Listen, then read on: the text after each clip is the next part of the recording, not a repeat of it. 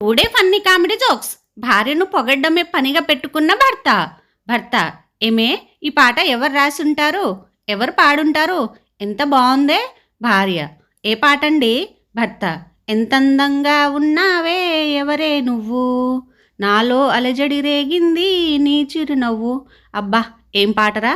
ఈ పాట రాసే వాళ్ళకి వాయిస్ ఎలా వస్తుందో ఏమో. ఎంతైనా వాళ్ళు చాలా గ్రేట్. ఏమంటావే, నిజమే కదా.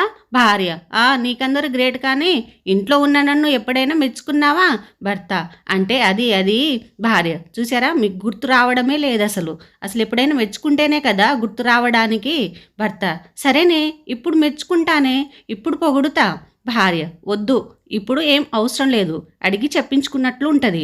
భర్త: బుంగముత్తి పెడితే సీతమ్మ వాకిట్లో సిరిమల్లె చెట్టు సినిమాలో సమంతలా ఉన్నావే. భార్య: నేను అలిగాను, బుంగముత్తి పెట్టాను.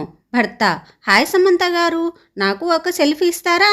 సరే గాని, ఇంతకీ నువ్వు ఎప్పుడైనా నన్ను మెచ్చుకున్నావా?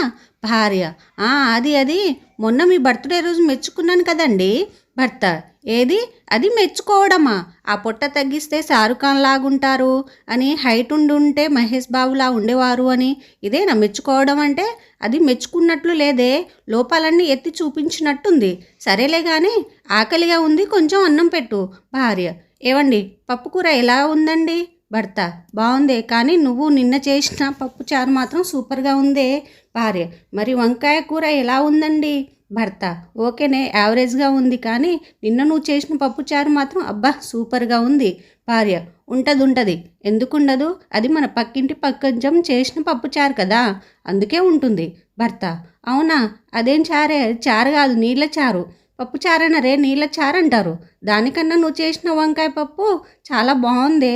భార్య: చాలు, మీరు ఎంత కవర్ చేసినా నేను వంట వండను. ఇక నుంచి పోయి వాళ్ళ ఇంటికి వెళ్ళి తినండి.